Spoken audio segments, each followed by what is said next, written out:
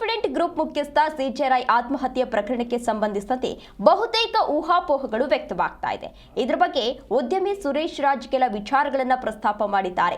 ಉದ್ಯಮಿಗಳು real estate person tax ಯಾಕೆ ಕಟ್ಟಬೇಕು, ಇದರಿಂದ ಆಗುವ ಪ್ರಯೋಜನ ಏನು, ಬಹುತೇಕ ವಿಚಾರಗಳನ್ನು ನಮ್ಮ ಪ್ರತಿನಿಧಿ ಭವ್ಯ ಸುನಿಲ್ ಅವರ ಜೊತೆ ತಿಳಿಸಿದ್ದಾರೆ.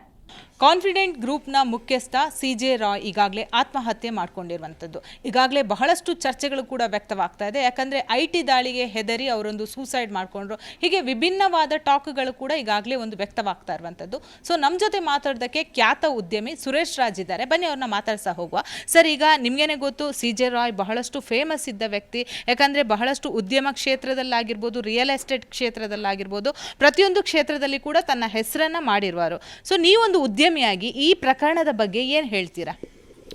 ಮೇಡಮ್, ಈ ನಮ್ಮ ದೇಶದಲ್ಲಿ ಪ್ರತಿಯೊಬ್ಬ ವ್ಯಕ್ತಿಗೂ ಒಂದು ಸ್ಥಾನಮಾನಗಳು ಇರುತ್ತೆ.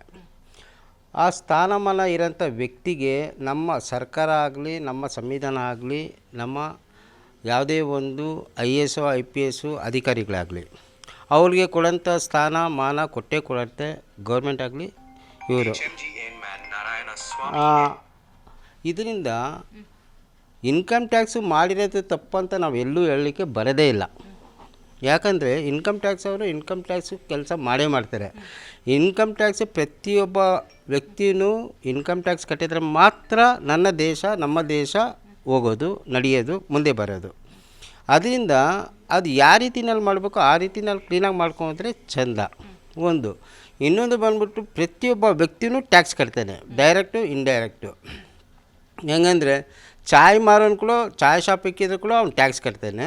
ಯಾರೇ ಒಬ್ಬ ಎಂಪ್ಲಾಯ್ ಆದರೂ ಕೂಡ ಅವ್ನು ಇಂಡೈರೆಕ್ಟ್ ಆ್ಯಂಡ್ ಡೈರೆಕ್ಟಾಗಿ ಟ್ಯಾಕ್ಸ್ ಕಟ್ತಾನೆ. ಅವ್ರಿಗೆಲ್ಲ ನಾವು ಬಂದ್ಬಿಟ್ಟು ಏನೇನು ಫೆಸಿಲಿಟೀಸ್ ಕೊಡಬೇಕು, ಅವ್ರನ್ನೆಲ್ಲ ಹೆಂಗೆ ಗೌರವವಾಗಿ ನೋಡಬೇಕು ಆ ರೀತಿ ನಾವು ನೋಡಲೇಬೇಕು. ಇವಾಗ ದೊಡ್ಡ ದೊಡ್ಡ ಉದ್ಯಮಿಗಳಿದ್ದಾರೆ, ಚಿಕ್ಕವರು ಇದ್ದಾರೆ. ಯಾರು ದಿವಸಕ್ಕೆ 1,000 ರೂಪಾಯಿ ಸಂಪಾದನೆ ಮಾಡೋರು ಇದ್ದಾರೆ, ದಿವಸಕ್ಕೆ 100 ಕೋಟಿ ಸಂಪಾದನೆ ಮಾಡೋರು ನನ್ನ ದೇಶದಲ್ಲಿದ್ದಾರೆ. ಅದರಿಂದ ಅವ್ರಿಗೆ ಏನು ಗೌರವ ಸಲ್ಲಬೇಕೋ ಅದು ಸಲ್ಲೇಬೇಕು, ಅವ್ರಿಗೇನು ಫೆಸಿಲಿಟೀಸ್ ಕೊಡಬೇಕೋ ಅದು ಕೊಡಲೇಬೇಕು. ಮೊನ್ನೆ ನನ್ನ ಪೋಲ್ಟ್ರಿ ಫಾರ್ಮ್ನಲ್ಲಿ ಈ ವೆಂಕೋಬ್ ಅಂತ ಇದೆ, ಅಲ್ಲಿ ಬಂದ್ಬಿಟ್ಟು ಅವ್ರಿಗೂ ಒಂದು ಸ್ವಲ್ಪ ಕಿರುಕುಳ ಕೊಟ್ಟರು. ಕಿರುಕುಳ ಅಂದರೆ ಯಾರೋ ಬುದ್ಧಿ ಇಲ್ಲದೆ ಇರೋರು ಇವರು ಅಧಿಕಾರಿಗಳು ಕೊಟ್ಟವಾಗ ನಿಮ್ಮ ಫಾರ್ಮ್ಗಳೆಲ್ಲ ಮುಚ್ಚಿನಿ ಹಂಗೆ ಅಂತ. ಅವಾಗ ಎಲ್ಲರೂ ಸೇರಿ ಒಂದು ಸಭೆ ಮಾಡಿ ಒಂದು ಪಬ್ಲಿಕ್ ಮೀಟಿಂಗ್ ಮಾಡಿದ್ರು. ಮೀಟಿಂಗ್ ಮಾಡಿದವಾಗ CM ಬಂದಿದ್ದರು, ಇದೇ ಸಿದ್ದರಾಮಯ್ಯ ಸಾಹೇಬರು ಬಂದಿದ್ದರು, ಈಗ ಅಲ್ಲಿರೋಂಥ ಮಿನಿಸ್ಟ್ರುಗಳೆಲ್ಲ ಬಂದಿದ್ದರು. ಆವಾಗ ಅಲ್ಲಿರೋಂಥ ಯಾರು VHL ನಮ್ಮ ಇವರಿದ್ದಾರಲ್ವ GM ಮತ್ತು MD ಮತ್ತು ಇವರು ಯಾರು ಮ್ಯಾನೇಜಿಂಗ್ ಡೈರೆಕ್ಟ್ರು ಎಲ್ಲ ಬಂದವಾಗ ಅವಾಗೊಂದು ಮಾತು ಹೇಳಿದ್ರು ಅವರು. ನೋಡಿ ಸರ್, ಗೌರ್ಮೆಂಟ್ಗೆ ಜನರಿಗೆ ಏನನ್ನ ಬಂದ್ಬಿಟ್ಟು ತೊಂದರೆ ಆಗತ್ತಾ ಅಂದರೆ ನಾವು ಕೋಳಿ ಏನು ಉತ್ಪಾದನೆ ಮಾಡ್ತಿರೋ ಅದು ನಿಲ್ಲಿಸ್ಬಿಡ್ತೀರಿ. ಆವಾಗ ನಮ್ಮ CM ಅವರಿಗೆ ಒಂಥರ ಶಾಕ್ ಆಯಿತು. ಬಡವರ ನಾನ್ ವೆಜ್ ಬಂದ್ಬಿಟ್ಟು ಚಿಕನ್ನು, ಇದನ್ನೇ ನಿಲ್ಲಿಸ್ಬಿಟ್ರೆ ಒಬ್ಬ ಉದ್ಯಮಿ ದೇಶದ ಗತಿ ಏನಾಗತ್ತೆ? ಹಂಗೆ ಪ್ರತಿಯೊಬ್ಬ ಉದ್ಯಮಿ ಅವನನ್ನು ಮಾಡೋಂಥ ಕೆಲಸಗಳನ್ನ ನಿಲ್ಲಿಸ್ಬಿಟ್ರೆ ಅವನ ಹತ್ರ ಇರೋಂಥ ದುಡ್ಡನ್ನ ಎತ್ಕೊಂಡೋಗಿ ಫಿಕ್ಸೆಡ್ ಹಾಕ್ಬಿಟ್ರೆ ನನ್ನ ದೇಶದ ಗತಿ ಏನಾಗುತ್ತೆ? ಫಿಕ್ಸೆಡ್ ಹಾಕಿ ನಾನೇ ಅಂತ ಇಟ್ಕೊಳ್ಳಿ, ನಾನು ಫಿಕ್ಸೆಡ್ನಲ್ಲಿ ಹಾಕ್ಬಿಟ್ಟು ಯಾರಿಗೂ ಎಂಪ್ಲಾಯ್ಮೆಂಟ್ ಕೊಡೋಲ್ಲ, ಏನೂ ಮಾಡಲ್ಲ. ನನ್ನ ಹತ್ರ ಇರೋ ದುಡ್ಡು ಎಲ್ಲ ಎತ್ಕೊಂಡ್ಬಿಟ್ಟು ಯಾವುದೋ ಬ್ಯಾಂಕ್ನಲ್ಲಿ ಫಿಕ್ಸೆಡ್ ಮಾಡಿಬಿಟ್ಟು ಬರೋಂಥ ದುಡ್ಡನ್ನ ನಾನು ಎಂಜಾಯ್ ಮಾಡ್ಕೊಂಡು ಇದು ಬಿಟ್ಟರೆ ದೇಶದ ಗತಿ ಏನಾಗುತ್ತೆ? ದೇಶಕ್ಕೆ ನಾನು ಎಂಪ್ಲಾಯ್ಮೆಂಟ್ ಕೊಡಲ್ಲ, ದೇಶಕ್ಕೆ ಬಂದ್ಬಿಟ್ಟು ನಾನು ಏನೇ ಒಂದು ಡೆವಲಪ್ಮೆಂಟ್ ಮಾಡಲ್ಲ. ನನ್ನ ಒಂದು ಸೆಲ್ಫಿಸ್ಟ್ ನೋಡ್ಕೊಂಡು ನಾನು ಮಾಡ್ಕೊಂಡ್ರೆ ಪ್ರತಿಯೊಬ್ಬ ಉದ್ಯಮಿ ಮಾಡ್ಕೊಂಡು ಹೋಗ್ಬಿಟ್ರೆ ಏನಾಗುತ್ತೆ? ಈಗ ಅದೇ ರೀತಿ ಬಂದ್ಬಿಟ್ಟು ಒಬ್ಬ ಎಂಪ್ಲಾಯಿ 30 ವರ್ಷ 35 ವರ್ಷ ಬಂದ್ಬಿಟ್ಟು ದುಡಿತಾನೆ. ದುಡ್ದಾಗ ಬಂದ್ಬಿಟ್ಟು ಅದು ಬರೋಂಥ ದುಡ್ಡು ಏನು ರಿಟೈರ್ಮೆಂಟ್ ದುಡ್ಡು ಬರುತ್ತೆ, ಸುಮಾರು ಜನ ಎತ್ಕೊಂಡ್ಬಿಟ್ಟು ಫಿಕ್ಸೆಡ್ ಹಾಕ್ಬಿಡ್ತಾರೆ. ಫಿಕ್ಸೆಡ್ ಹಾಕಿ ಪೆನ್ಷನ್ ಥರ ತೊಗೊಳ್ತಾರೆ.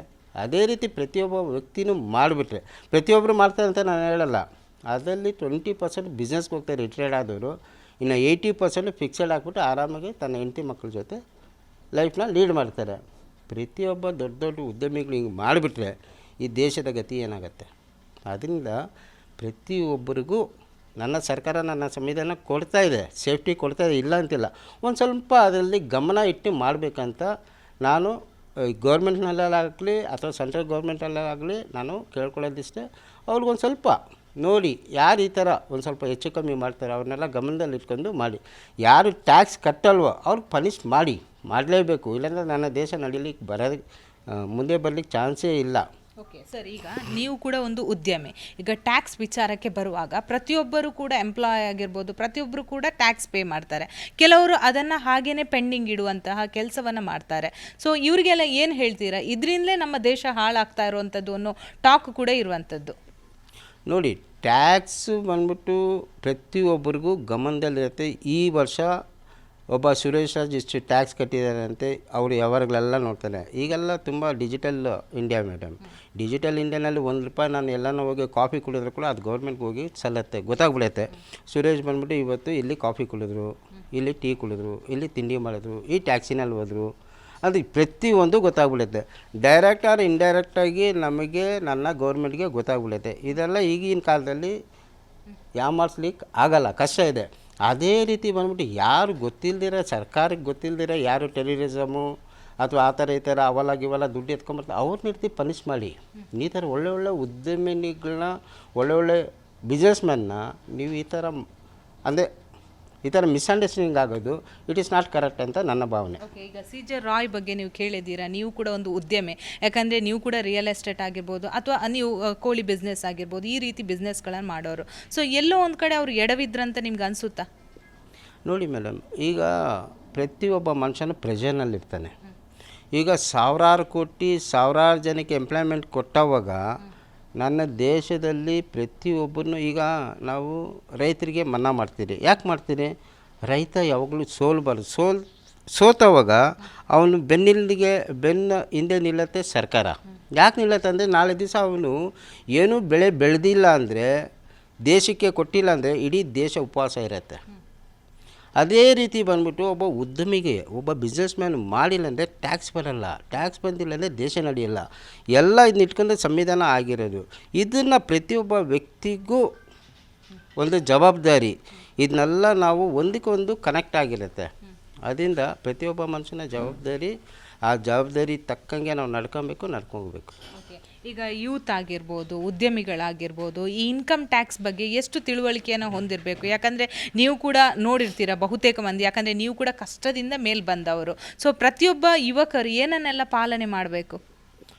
ನೋಡಿ ಮೇಡಮ್, ಈಗ ನಾನು ಅವಾಗಲೇ ಹೇಳಿದ್ನಲ್ಲ, ಪ್ರತಿಯೊಬ್ಬ ವ್ಯಕ್ತಿನೂ ನನ್ನ ದೇಶದಲ್ಲಿ ಭಿಕ್ಷೆ ಬೇಡೋನು ಕೂಡ ಟ್ಯಾಕ್ಸ್ ಕಟ್ತಾನೆ. ಹೆಂಗಂದರೆ ಇಂಡೈರೆಕ್ಟಾಗಿ ಅವನೆಲ್ಲೇ ಹೋಗಿ ಒಂದು ಕಾಫಿ, ಟೀ, ಉಪ್ಪು ತಗೊಂಡು ಕೂಡ ಅದಕ್ಕೆ ಟ್ಯಾಕ್ಸ್ ಇರುತ್ತೆ, GST ಇರುತ್ತೆ.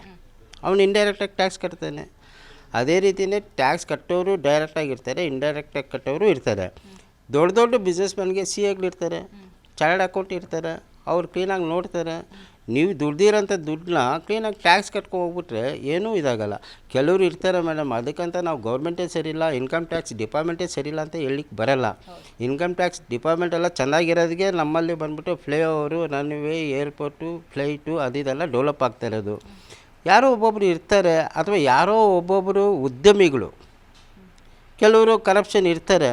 ಅದಕ್ಕಂತ ಎಲ್ಲರೂ ಒಂದೇ ದಿಶೆಯಲ್ಲಿ ನೋಡೋದು ಸರಿಯಲ್ಲ. ಓಕೆ, ಈ ಪ್ರಕರಣದ ಬಗ್ಗೆ ಏನು ಹೇಳ್ತೀರಾ? CJ ರಾಯ್ ಪ್ರಕರಣದ ಬಗ್ಗೆ ನೋಡಿ, CJ ರಾಯ್ ಅಂತವರು ನಾವು ಉಳಿಸ್ಕೊಬೇಕು.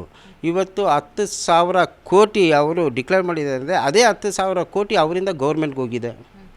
ಇವಾಗ ಅವ್ರ ಹತ್ರ ರೋಲ್ಸ್ ರಾಯ್ಸ್ ಕಾರು 10-15 ಕಾರಿದೆ ಅಂದರೆ ಒಂದು ಕಾರು 15 ಕೋಟಿ ರೂಪಾಯಿ. 15 ಕೋಟಿ ಅಂದರೆ ಕಮ್ಮಿ ಅಂದ ಕೂಡ ಒಂದು 8 ಕೋಟಿ ರೂಪಾಯಿ ಸರ್ಕಾರಕ್ಕೆ ಹೋಗಿರುತ್ತೆ. ಕಾರಿನ ಬೆಲೆ ನಮಗೆ ಬಂದ್ಬಿಟ್ಟು 4 ಕೋಟಿ ಇರುತ್ತೆ. ಟ್ಯಾಕ್ಸು, ರೋಡ್ ಟ್ಯಾಕ್ಸು, ಇನ್ಶೂರೆನ್ಸು ಅಂತೆಲ್ಲ ಹೇಳಿದ್ರೆ ಅದು ಎಲ್ಲಿಗೆ ಹೋಗುತ್ತೆ? ಗೌರ್ಮೆಂಟ್ಗೆ ಹೋಗುತ್ತೆ. ಗೌರ್ಮೆಂಟ್ಗೆ ಹೋದರೆ ಸಿದ್ದರಾಮಯ್ಯ ಅವರು ಅಥವಾ ಮೋದಿಯವರು ತಿನ್ನಲ್ಲ. ಅದು ಬಂದ್ಬಿಟ್ಟು ಜನರಿಗೆ, ಅದು ಜನರ ದುಡ್ಡು, ಜನಗಳಿಗೆ, ದೇಶಕ್ಕೆ ಖರ್ಚು ಮಾಡ್ತಾರೆ ಹೊರತು ಈ ಥರ ವ್ಯಕ್ತಿಗಳು ನಮ್ಮ ದೇಶದಲ್ಲಿ ಉದ್ಯಮಿಗಳು ಇರಬೇಕು. ಯಾವಾಗ ನೋಡಿ, ಈಗ ಗೂಗಲ್ನ ಕರ್ಕೊಂಬಂದರು ಯಾರು ಆಂಧ್ರನಲ್ಲಿ, ₹1 1 ಎಕರೆ ಕೊಟ್ಟರು. ₹1 1 ಎಕರೆ. ಯಾರು? ಚಂದ್ರಬಾಬು ನಾಯ್ಡು. ₹1 1 ಎಕರೆಗೆ ಯಾಕೆ ಕೊಡ್ತಾರೆ? ಈಸಿನ ಬಿಸ್ನೆಸ್ಸು, ಟ್ಯಾಲೆಂಟೆಡು. ಯಾಕಂದರೆ ₹1 ಕೊಟ್ಟು ಅಲ್ಲಿ ಇನ್ವೆಸ್ಟ್ ಮಾಡ್ತಾರೆ, ಕೋಟ್ಯಾಂತರ ರೂಪಾಯಿ, ಲಕ್ಷಾಂತರ ಕೋಟಿ ಇನ್ವೆಸ್ಟ್ ಮಾಡ್ತಾರೆ. ನನ್ನ ಜನರಿಗೆ, ಅಲ್ಲಿರೋ ಲೋಕಲ್ ಜನರಿಗೆ ಎಂಪ್ಲಾಯ್ಮೆಂಟ್ ಸಿಕ್ಕತ್ತೆ, ಬದುಕು ಸಿಕ್ಕತ್ತೆ. ಆ ಒಂದು ಮೈಂಡ್ಸೆಟ್ ಇಟ್ಕೊಂಡು ಅಲ್ಲಿ ಹೊರಗಡೆ ಇರೋರನ್ನ ಕರ್ಕೊಂಬಂದು ಎಂಪ್ಲಾಯ್ಮೆಂಟು ಕೊಟ್ಟು, ಬಿಸ್ನೆಸ್ಮೆನ್ನ ಕರ್ಕೊಂಬಂದು ಅಲ್ಲಿ ನಿಲ್ಲಿಸಿ ಎಂಪ್ಲಾಯ್ಮೆಂಟ್ ಕೊಡೋಂಥದ್ದು ನನ್ನ ದೇಶದ ಪದ್ಧತಿ. ಅದು ಮಾಡ್ತಾಯಿದ್ದಾರೆ. ಯಾರೋ ಒಬ್ಬರು ಇಬ್ಬರು ಹಿಂಗೆ ಮಾಡೋದ್ರಿಂದ ದೇಶ ಕೆಟ್ಟದು, ಇನ್ಕಮ್ ಟ್ಯಾಕ್ಸ್ ಕೆಟ್ಟದು ಅಥವಾ ಅಧಿಕಾರಿಗಳು ಕೆಟ್ಟವರು ಅಂತ ಹೇಳಲಿಕ್ಕೆ ಬರಲ್ಲ. ಓಕೆ, ಈಗ ಕಾಫಿ ಡೇ ಮಾಲೀಕ ಸಿದ್ಧಾರ್ಥ ಆಗಿರ್ಬೋದು, ಮಂಗಳೂರಿನಲ್ಲೊಬ್ಬ ಉದ್ಯಮಿ ಆಗಿರ್ಬೋದು, ಈಗ CJ ರಾಯ್ ಆಗಿರ್ಬೋದು, ಈ ಮೂರೂ ಪ್ರಕರಣವನ್ನು ತೆಗೆದುಕೊಂಡು IT ಕಿರುಕುಳಕ್ಕೆ ಅವರು ಆತ್ಮಹತ್ಯೆ ಮಾಡಿಕೊಂಡ್ರು ಅನ್ನೋ ಊಹಾಪೋಹಗಳು ಈಗಾಗಲೇ ಹಬ್ತಾ ಇರುವಂಥದ್ದು. ಸೊ ಈ ಮೂರು ಪ್ರಕರಣಗಳನ್ನು ನೋಡಿದಾಗ ಆ್ಯಸ್ ಎ ಉದ್ಯಮಿಯಾಗಿ ನೀವು ಅದು ನಿಜ ಅಂತ ಹೇಳ್ಬೋದಾ, ಅಥವಾ ಇದು ಎಲ್ಲೋ ಒಂದು ಕಡೆ ಊಹಾಪೋಹ ಅಂತ ಅನಿಸ್ಬೋದಾ ನಿಮಗೆ? ನೋಡಿ ಮೇಡಮ್, ಆವಾಗಲೇ ಹೇಳಿದ್ನಲ್ಲ, ಪ್ರತಿಯೊಬ್ಬ ಮನುಷ್ಯನಿಗೂ ಒಂದು ಪ್ರೆಷರ್ ಇರುತ್ತೆ, ಅವನದೇ ಆದಂಥ ಪರ್ಸ್ನಲ್ಲು ಬಿಸ್ನೆಸ್ಸು ಏನೇನೋ ಇರುತ್ತೆ. ಫಸ್ಟು ದುಡ್ಡಿಲ್ದವನು ಸೂಸೈಡ್ ಮಾಡ್ಕೊಳ್ತಿದ್ದ. ಈಗ ಕಾಲದಲ್ಲಿ ಬಂದ್ಬಿಟ್ಟು ದುಡ್ಡು ಇರೋರು ಸೂಸೈಡ್ ಮಾಡ್ಕೊಳ್ತಿದ್ದಾರೆ. ಇದು ನಾವು ಅರ್ಥ ಮಾಡ್ಕೊಬೇಕು. ಯಾಕೆ ಸೂಸೈಡ್ ಮಾಡ್ಕೊಳ್ತಾನೆ? ಸಾವಿರಾರು ಕೋಟಿ, ಲಕ್ಷಾಂತರ ಕೋಟಿ ಇರೋವನು ಯಾಕೆ ಸೂಸೈಡ್ ಮಾಡ್ಕೊಳ್ತಾನೆ? ಅವನು ಬಂದ್ಬಿಟ್ಟು ಹೋಗ್ಬೋದಾಗಿತ್ತು, ಮಾಡ್ತಾಯಿಲ್ಲ. ಆ ಪ್ರೆಷರ್ ಯಾಕೆ ಬರ್ತಾಯಿದೆ ಅಂತ ನಾವು ಅರ್ಥ ಮಾಡ್ಕೊಬೇಕು. ಫಸ್ಟ್ ಏನಾಗ್ತಾಯಿತ್ತು, ಹೊಟ್ಟೆಗಿಲ್ಲ ಬಟ್ಟೆಗಿಲ್ಲ ಅಂತ ಸೂಸೈಡ್ ಮಾಡ್ಕೊಳ್ತಾಯಿದ್ದಾರೆ. ಈಗ ಭಗವಂತ ಎಲ್ಲ ಕೊಟ್ಟಿದ್ದಾನೆ, ಸೂಸೈಡ್ ಮಾಡ್ಕೊಳ್ತಾ ಇದ್ದಾರೆ. ಅಂದರೆ ಕಾರಣ ಏನಂತ ಇದ್ರ ಬಗ್ಗೆ ತನಿಖೆ ಮಾಡಬೇಕು ಹೊರತು ಇದು ಯಾಕೆ ಮಾಡ್ಕೊಂಡು ಏನಕ್ಕೆ ಮಾಡೋದು, ಇವನೇ ಮಾಡಿಬಿಟ್ಟು ಅವನೇ ಮಾಡಿದೆ ಅಂತ ಹೇಳಿದ್ರೆ ನಾವು ನೋಡಿಲ್ಲ. ನಾವು ನೋಡಿದ್ದೆ ಸುಮ್ಮನೆ ಗಾಳಿನಲ್ಲಿ ಮಾತಾಡಬಾರ್ದು. ಯಾರೂ ಆಗಲಿ ಗಾಳಿನಲ್ಲಿ ಒಂದು ಡಿಪಾರ್ಟ್ಮೆಂಟ್ನ ನೀವು ಸುಮ್ಮನೆ ನೋಡಿದ್ದು ನೀವು ಕಳಂಕ ಹಚ್ಚಬಾರ್ದು.